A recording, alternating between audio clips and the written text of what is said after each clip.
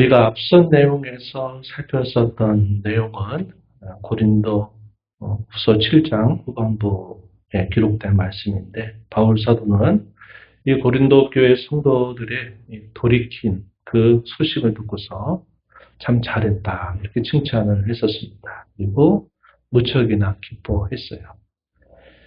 사도들은 환경의 변화로 인해서 적지 않은 낙심과 큰 시련 속에 있었는데, 이 고린도 교회 성도들의 소식을 듣고 또 그 소식을 가져왔던 동역자 디도를 만나게 되면서 또다시 큰 위로와 힘을 얻게 되었다라는 그러한 내용들을 우리가 함께 살펴보았습니다. 우리가 이런 내용들을 통해서 살펴보는 것은 결국 당시 사도들이나 복음의 일꾼들, 또 당시 고난과 어려움의 시대를 살았던 앞선 신앙의 선배들이 어디에 관심을 두고 살았는가 하는 것을 우리에게 잘 보여주고 있다 하는 것들을 우리가 지난번에 함께 생각해 보았습니다. 그리고 염려하고 근심하는 그 내용이 세상적인 염려와 근심이나 슬픔이 아니라 어찌하든지 교회와 성도들이 잘 회복이 되고 하나님 앞에 믿음으로 서 있는 그 마음을 향한 이 근심, 또 때로 슬퍼하고 염려하고 기도하는 것, 이것은 대단히 하나님이 보실 때 귀하게 보시는 일이다 하는 것이고, 하나님은 때를 따라서 각각의 성도들에게 또 예비하신 은총으로 위로하고 새 힘을 주시는 분이시다 하는 사실들을 함께 살펴보았습니다.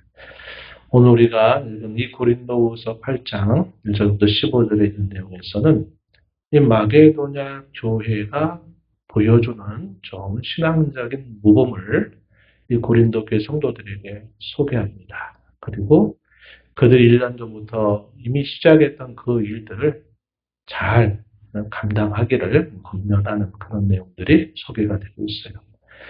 오늘 우리가 이 본문을 통해서 우리가 신앙의 좋은 교훈을 받는 부분은 연보, 옛날에 연보라고 그래요. 헌금, 또 헌상, 이 연보를 어떻게 앞선 신앙의 선배들이 했느냐. 그들이 한 그 모범 속에 어떠한 신앙의 원리가 잘 표현되고 있느냐. 오늘 우리가 하나님 앞에 행하는 연보 혹은 이 헌금은 어떤 마음으로 들어져야 되느냐에 대한 아주 좋은 교훈들이 이 부분에 잘 소개되고 있습니다. 그런 부분들을 함께 살펴보도록 합니다.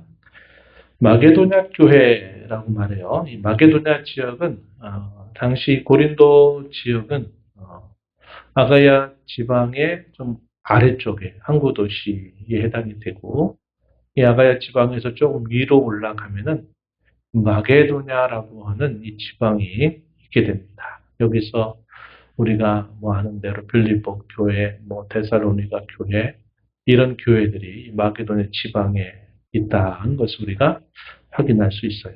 이 마게도냐 교회가 많은 시련과 어려움 속에서 그들이 어떻게 연보를 했느냐 하는 것에 대해서 사도가 좋은 모범으로서 그들에게 소개하는 내용이 주어집니다. 먼저 우리가 살펴보는 내용, 먼저 1절에 보면 마게도냐 교회들에게 주신 은혜라 이렇게 표현했습니다. 하나의 교회를 말하는 게 아니라 마게도냐 지방에 널리 이렇게 분포하고 있는 그 지역 안에 있는 교회들, 그리고 우리가 아는 것처럼 빌립보 교회다, 데살로니가 교회다 이렇게 말할 때도 오늘 우리의 사고처럼 목동에 있는 어떤 교회, 이런 교회가 아니라 그랬죠. 성경에서 등장하고 있는 이 교회들은 일종의 공동체입니다. 신앙을 고백하는 그 지역의 곳곳마다 있는 그 신자들의 신앙 고백 공동체를 말한다. 오늘날로 우리가 이해하면 노회라고 하는 개념이 하겠습니다. 우리 성은교회, 목삼동에 있는 교회, 이렇게 딱 하나의 교회가 아니라, 예를 들어 빌립보 교회다 그럴 때는 빌립보 지방에 분포하고 있는, 거기에 가정에 모이고 있는 성도들 전체를 표현하는 것이 빌립보 교회다 한 겁니다. 그래서 오늘날 우리가 살고 있는 시대 속에서 어떤 한 곳에 불려지고 있는 그 교회의 이름과 성경에서 말하는 어떤 지역의 이름을 따고 부르는 그 교회는 개념 자체가 분명히 다르다는 것을 여러분들이 염두에 두면서 말씀을 보실 필요가 있다는 겁니다. 근데 빌립보 교회도 하나의 교회가 아닌데 빌립보 지역에 있는 여러 신앙 고백 공동체들뿐만 아니라 또 데살로니가에 있는 교회들 이렇게 그래서 이런 전체 지역을 넓게 표현할 때 이건 마케도니아 이렇게 부르는 그 지방입니다. 이곳에 있는 여러 교회들에 대해서 사도가 소개하고 있는 겁니다.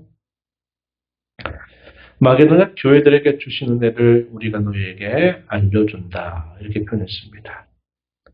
그들의 어떤 상황을 한번 보십시오. 2절에 사도가 설명해주는 그 마게도냐 교회들의 모습 2절에 보면 환난의 많은 시련 가운데서 넘치는 기쁨 극심한 가난이 그들의 풍성한 연보를 넘치도록 하게 하였다. 이렇게 말합니다.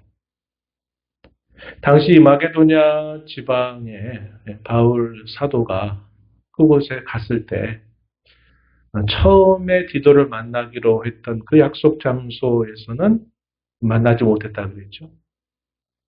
그래가지고 바울 사도가 지역을 옮겨서 마게도냐 지방으로 옮겨가게 됐는데 이 마게도냐 지방에 환난이 아주 극심했습니다. 그래가지고 큰 낙심 가운데 사도와 그의 복음의 일꾼들이 낙심 가운데 있었다 그랬어요.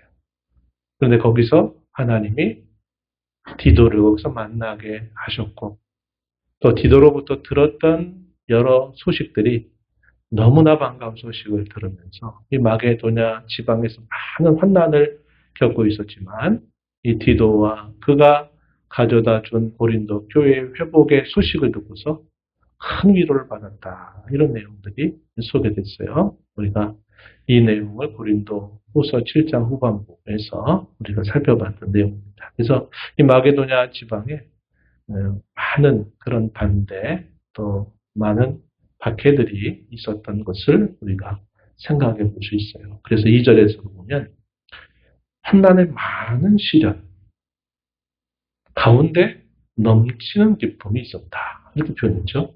또 뭐라고 말합니까? 극심한 가난이 풍성한 연보를 넘치게 했다. 이렇게 표현합니다. 이 내용들을 한번 보세요. 우리의 상식으로 봤을 때는 어떻게 보입니까? 말도 안 되는 모습이 보이는 거죠. 소위 역설이라고 말할 수밖에 없는 겁니다. 어떻게 역설일까요? 환난이 대단히 극심했다는 겁니다. 그런데 그들의 속마음은 기쁨이 넘쳤다고 이야기하고 있는 것이고 또 그들이 상당히 가난한 상태에 있었는데 그들은 풍성한 연보를 넘치게 했다 이렇게 말하고 있기 때문에 그렇습니다. 우리가 앞에서도 살펴봤죠. 가난한 자 같으나 부유한 자, 슬퍼하는 자 같으나 기뻐한 자, 약한 자 같으나 강한 자.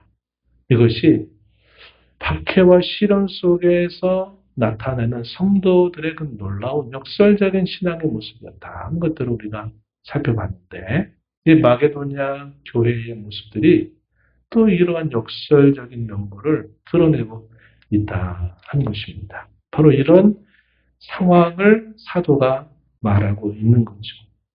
도대체 그 사람들이 도대체 어떤 심령이기에 어떤 마음을 가지고 있기에 도무지 상상이 가지 않는 견뎌내는 것만도 사실은 큰 어려움이고 그게 큰 승리라고 말할 수 있을 텐데 견디는 정도가 아니라 도리어 그 반대의 모습을 나타내고 있는 이런 상황이다 하는 겁니다. 그래서 이러한 마게도냐 교회의 성도들의 모습을 이렇게 표현을 하고 있어요.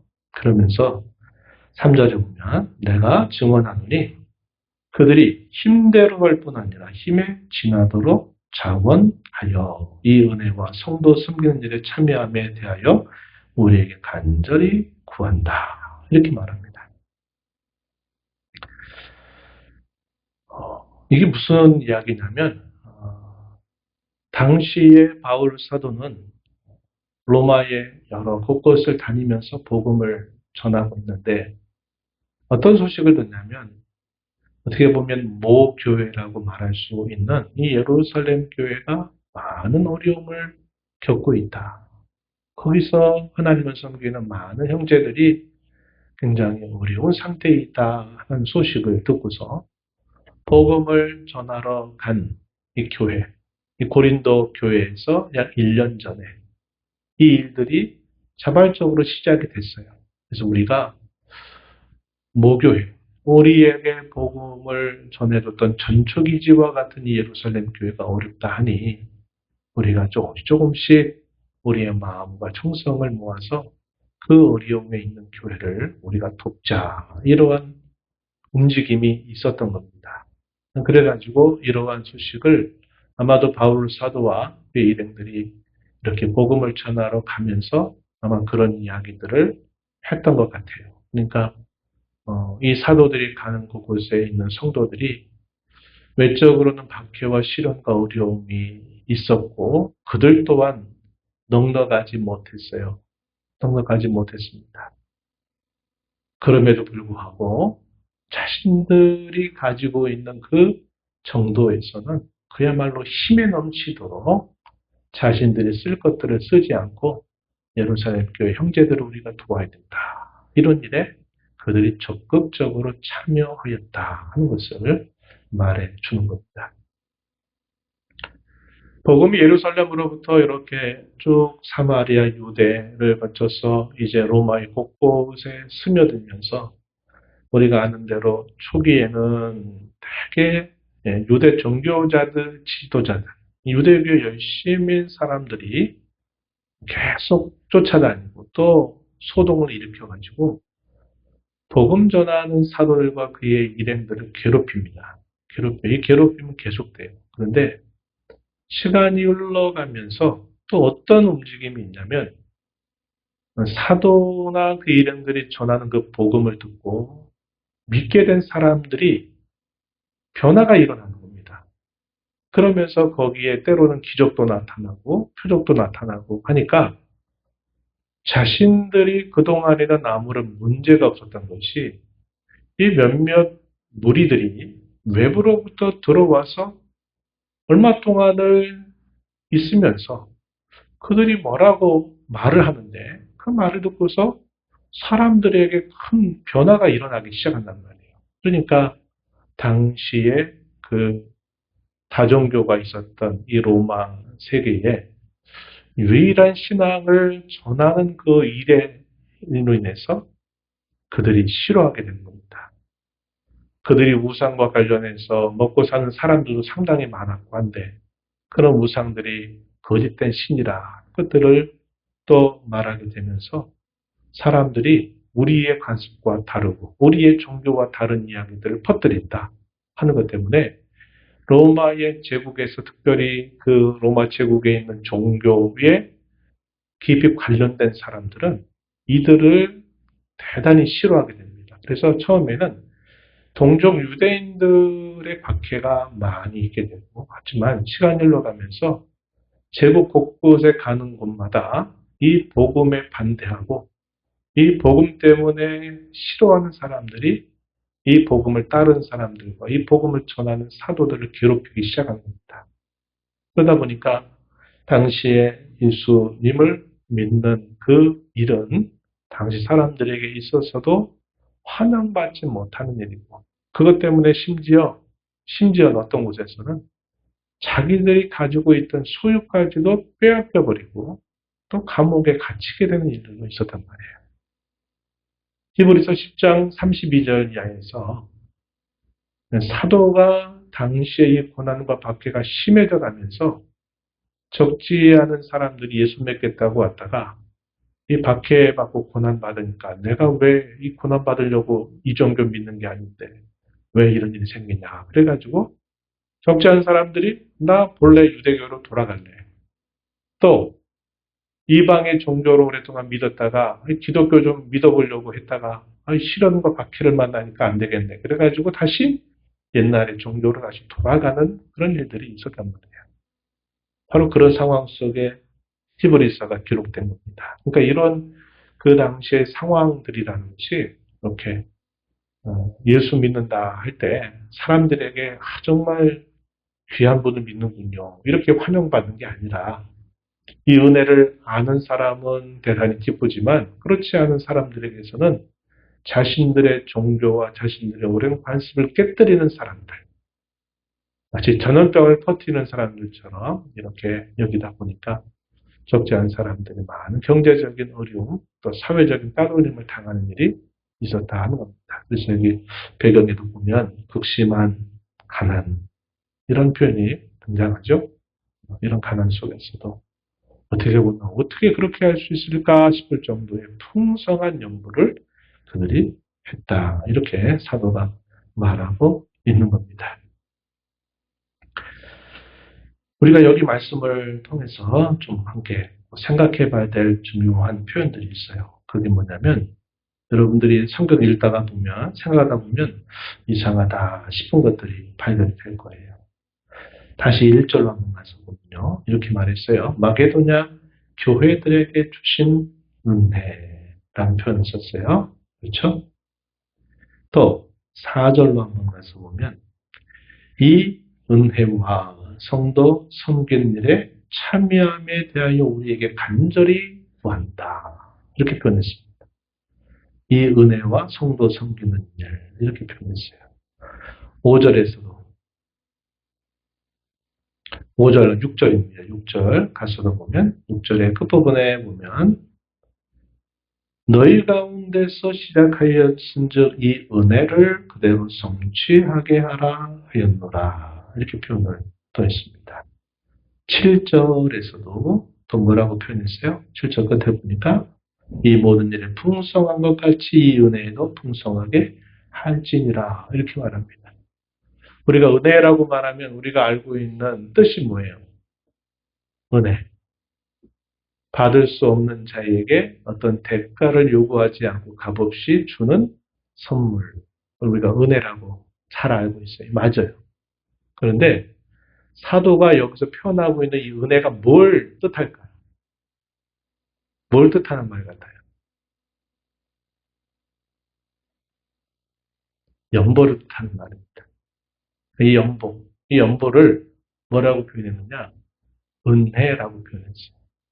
그래서 여기 1절, 금방 제가 확인했던 여러 구절들에서 이 은혜와 성도를 섬기는 일, 이 마게도냐 교회에 주신 은혜, 이런 여기서 은혜라고 하는 이 말들이 어떤 것을 표현하냐면 그들이 극심한 어려움과 환난 가운데서도 하나님 앞에 다른 어려운 형제들을 위해서 이것을 사용해 달라고 드리는 구제현금 혹은 이 연보를 뭐라고 표현하느냐, 사도가 은혜다 이렇게 표현하고 있다 하는 겁니다. 이게 상당히 독특한 표현이에요. 이 표현이 이 이야기 속에서 여러 차례나 반복되고 있다 하는 것을 우리가 보게 됩니다. 이걸 우리가 한번 생각해 봐야 돼요. 왜 연보를 은혜로 표현하고 있느냐 하는 겁니다. 여러분들이 한번 쭉 생각을 해보실 필요가 있어요. 바울 사도는 에베소 교회의 장로들을 만난 적이 있습니다. 세 번째 전도 여행을 마치고 예루살렘으로 돌아가려고 했을 때, 물론 그때 우리가 아는 대로 바울 사도가 3차 전도 여행을 마치고 예루살렘으로 돌아갈 때 많은 예고가 있었습니다. 어떤 예고냐? 당신이 예루살렘에 가면 결박과 환난이 당신을 기다린다. 당신이 많은 어려움을 겪을 거다. 그러니까 당시에 그 신실한 그 예루살렘 외의 지역에 있는 이 신실한 사람들은 바울 사도를 어떻게 권면했냐? 지금은 때가 아닙니다. 지금은 때가 아닙니다. 좀 기다려야 합니다. 지금 가지 않는 게 좋겠습니다. 하면 많은 환난이 기다리고 있다고 하는데 결박당할 것이라고 하는데 왜 굳이 가려고 합니까? 근데 이렇게 만류하는 모습이 나와요. 근데 바울 사도가 어떻게 합니까? 결박과 환난이 나를 기다린다 하시나 주 예수께 받은 사명을 마치려 하면은 나의 생명을 조금도 아끼지 아니하노라.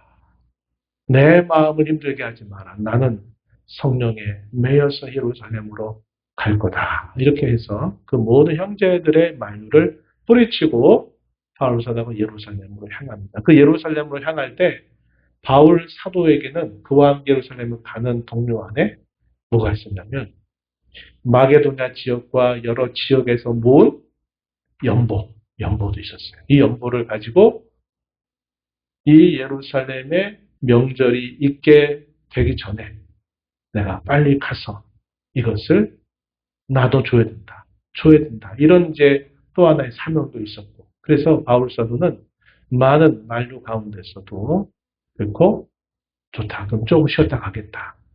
박해가 있다고 하니 조금 지난 다음에 가겠다. 이렇게 한 게 아니었다는 겁니다. 그때 에베소 교회 장로들에게 이 바울 사도가 헤어지면서 눈물의 작별을 하면서 그들에게 간곡히 부탁했던 말이 있어요. 사도행전 20장 35절입니다. 한번 여러분 찾아보세요. 사도행전 20장 35절. 거기 보면 여러 많은 말을 했는데 그중에 우리가 오늘 본문과 관계해서 좀 눈여겨볼 당부를 바울 사도가 하는 말씀이 있어요. 사도행전 20장 35절입니다.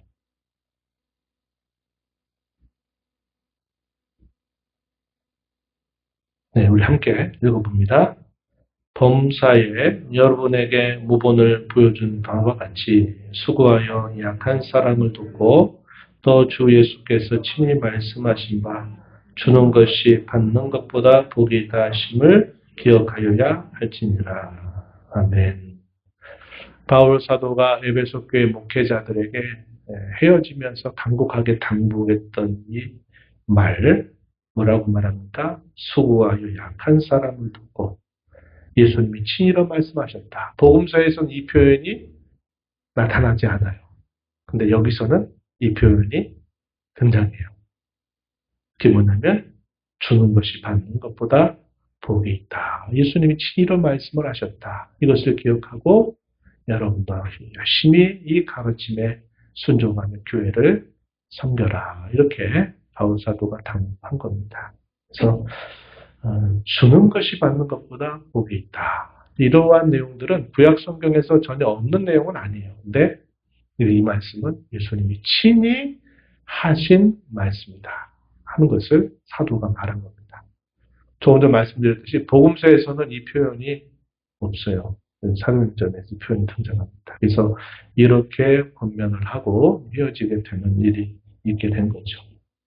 당시에 이 마게도냐 성도들의 마음은 박해와 시련이 있고 자신들도 굉장히 가난한 상태에 있었는데 예루살렘 교회가 어렵다, 그 형제들이 어렵다 하는 소식을 듣고서는 이들이 어떻게 하느냐.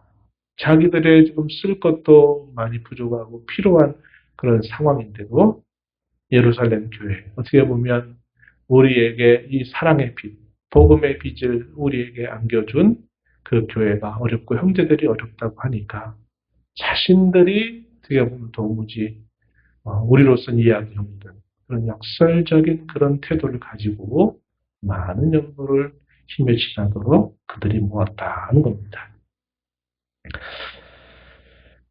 주 예수께서 하셨던 이 말씀, 받는 게 우리는 복이라고 생각하죠. 그러나 예수님은 받는 것보다 주는 게 더 복이 있다. 이렇게 말씀을 하신다는 겁니다. 이 말씀을 떠올렸다. 우리가 이제 볼 수 있어요. 그리고 이들이 이렇게 하는 그 자세가 어떠한가 하는 것을 우리가 몇 가지로 정리할 수 있는데, 첫 번째는 우리가 읽었던 3절에서 읽은 것처럼 뭐라고 했습니까? 힘대로 할 뿐 아니라 힘에 지나도록 자원하였다. 자원하여 참여했다. 이렇게 표현했어요. 그리고 4절 이어지는 말씀에 또 뭐라고 말합니까? 이 은혜와 성도 섬기는 일에 참여함에 대하여 우리에게 간절히 구했다. 이게 무슨 말이에요? 사도들이 여러분들도 이렇게 하십시오. 이렇게 하는 게 더 좋겠습니다. 라고 권면을 듣고 한 게 아니라 도리어 이들이 사도에게 뭐 했다고 그래요? 그것을 구했다는 겁니다. 우리도 어렵지만, 우리도 힘들지만, 우리도 하겠다. 우리도 참여하겠다. 이렇게 그들이 자원하였다 하는 겁니다. 그래서 우리가 여기서 배우는 아주 중요한 첫 번째 자세는 억지로 하는 게 아니라 자원함으로, 기쁨으로, 즐거움으로 하는 것이다.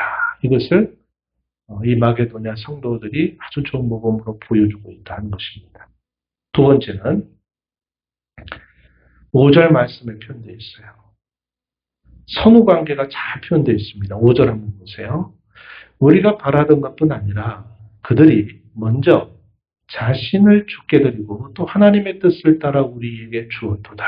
그들이 이 연보를 드리는 그들의 태도가 어떠했느냐 할 때 사도가 이렇게 말합니다. 그들이 먼저 자신을 주님께 드렸다.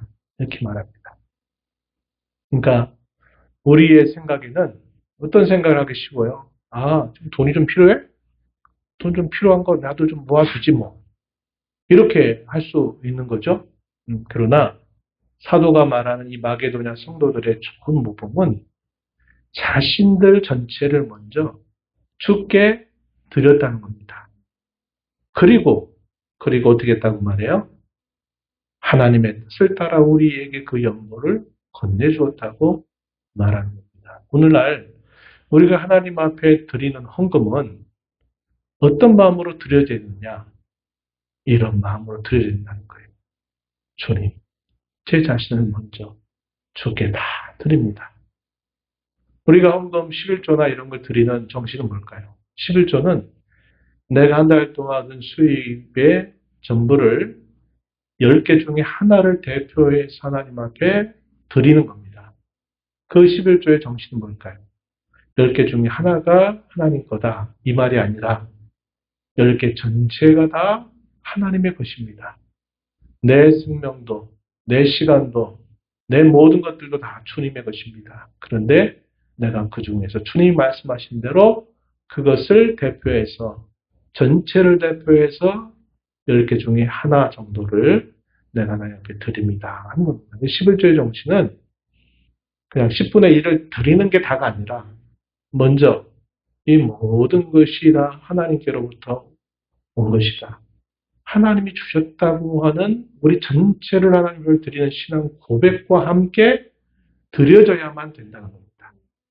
11조만 아니에요. 다른 모든 기타 헌금들의 정신도 마찬가지라는 겁니다. 그저 내가 가지고 있는 것 중에 일부러 그냥 딱 드리고 나 했다. 이게 아니라 하나님 우리에게 원하시는 것은 우리의 전체를 하나님 앞에 감사함으로 드리고 그것을 바탕으로 해서 우리에게 있는 그 연보 혹은 헌금을 하나님 앞에 드리는 것이다 하는 겁니다.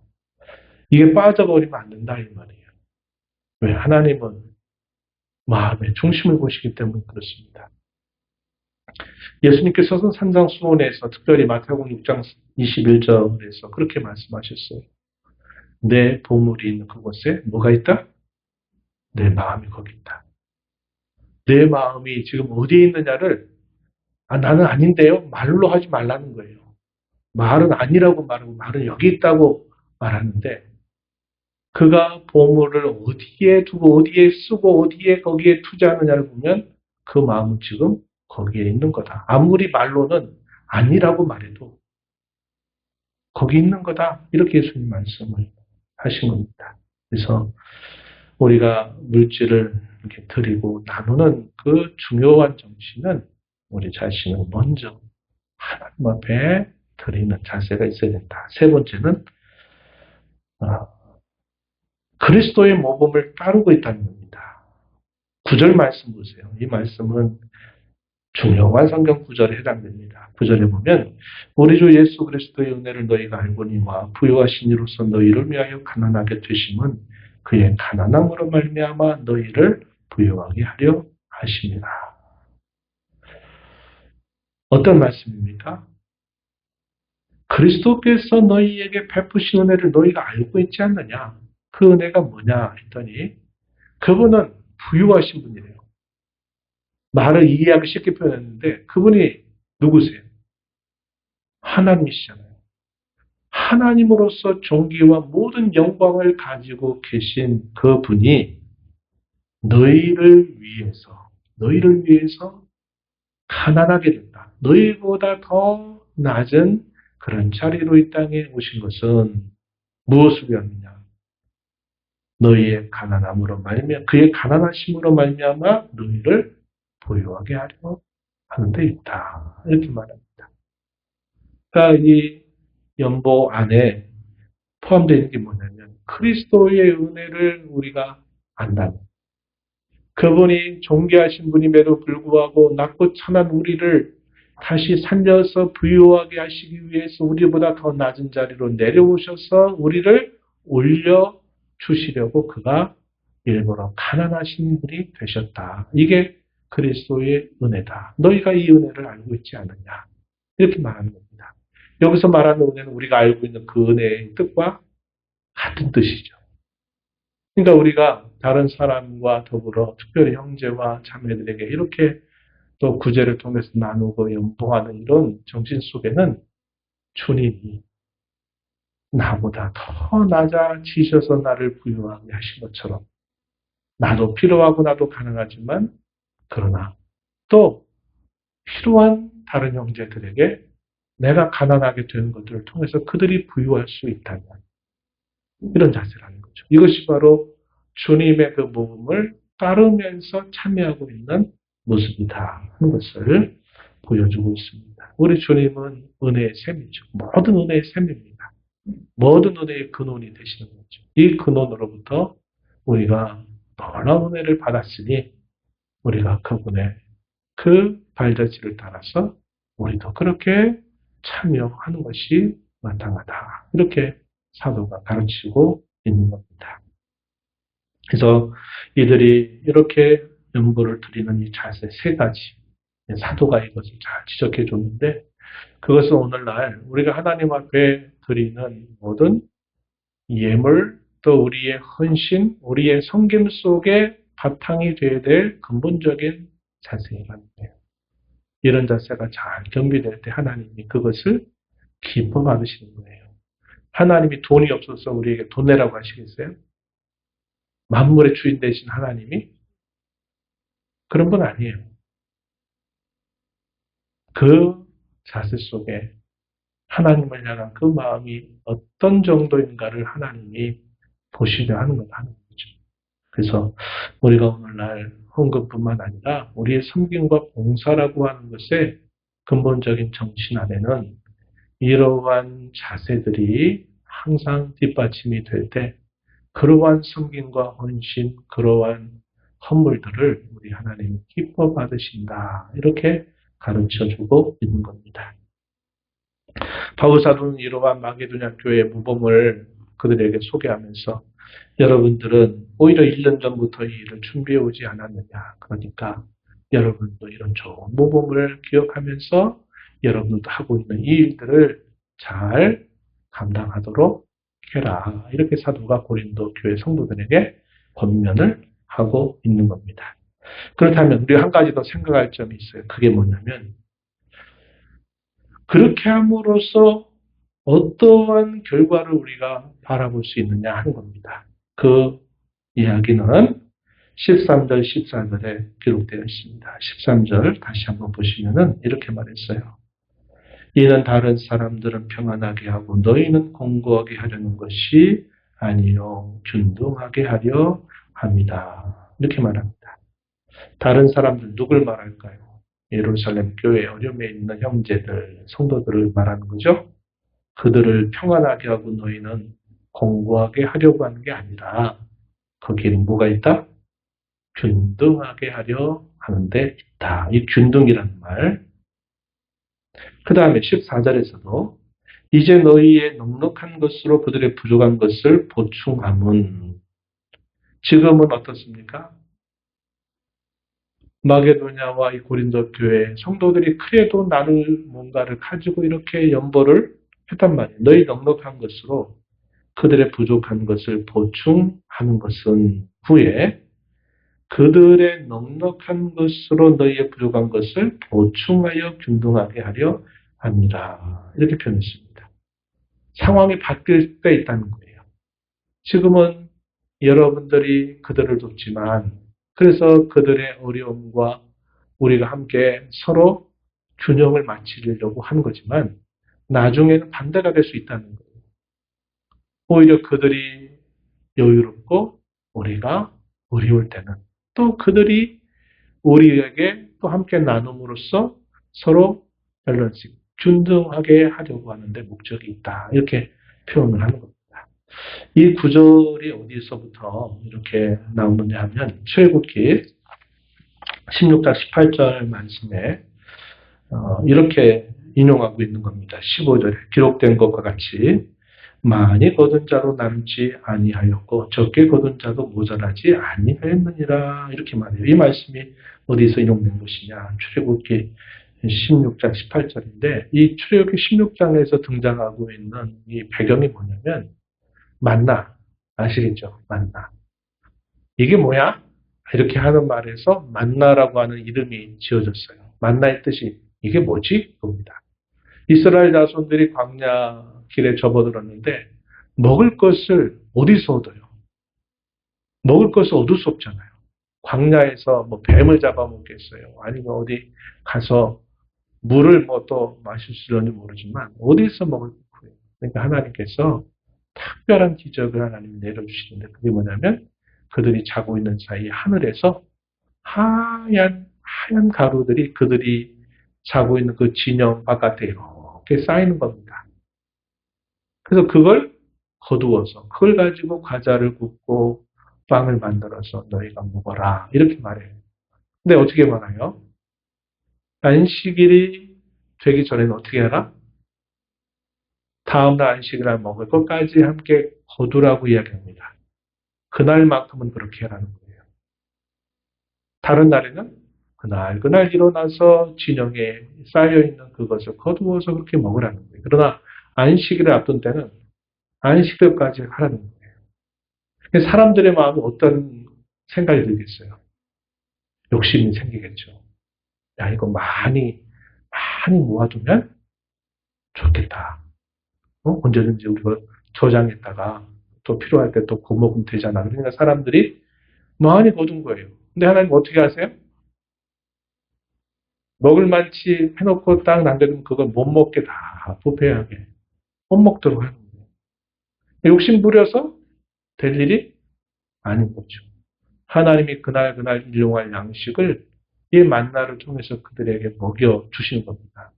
욕심 부리는 것은 결코 그들의 것이 되지 못하도록 특별한 기적을 하나님 베푸시는 거예요. 그래서 그때 그 말씀을 하는 겁니다.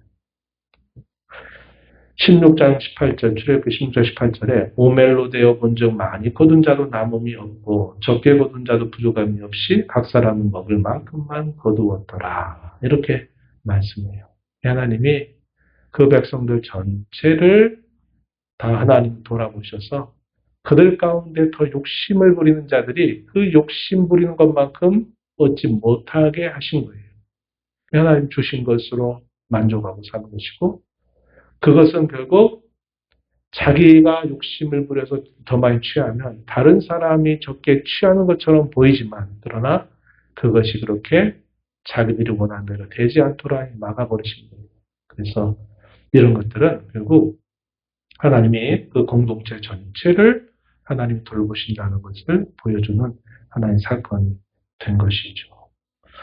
오늘 우리도 마찬가지다 하는 겁니다. 그래서 우리는 나만 잘 먹고 잘 살면 그만이지 이런 생각을 우리가 갖는 것은 성도되는 생각은 아닙니다. 하나님이 내게 많은 것으로 맡겨주셨다 했을 때는 그렇지 않은 사람에 대한 어떤 생각과 나눔을 생각하면서 우리는 살아야 돼요.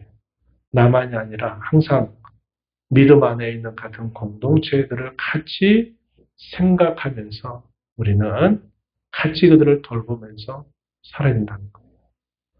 특별히 이 유대 사회, 구약시대 때 유대 사회에서 항상 그들 가운데 가난하고 어려운 사람들을 하나님 두세요. 왜 그렇다고 그래요? 너희가 그들을 돌보게 하려고 하나님은 그렇게 하신다고 말하는 겁니다. 그래서 우리 성도들의 생각은 그냥 나 혼자만 혹은 우리 교회만 마찬가지 아니겠습니까? 도심지에 성도가 많이 모이는 교회가 재정이 풍부해요. 농어촌에 있는 교회는 어려워요. 그러면 우리가 이런 말씀의 원리를 적용하면 어떤 마음을 가져야 되겠습니까? 우리는 하나님이 복을 많이 주셔서 우리 교회는 재정도 빵빵하고 부족한 게 없고 하고 싶은 거 다 할 수 있고 이렇게만 우리가 생각할 게 아니라 마치 예루살렘 교회와 다른 지역에 있는 교회들이 서로 끊을 수 없는 그 끈으로 연결되어 있어서 서로가 어려울 때 어떻게든지 도우려고 하는 마음을 갖는 것처럼 우리가 내 교회만 잘 되면 된다.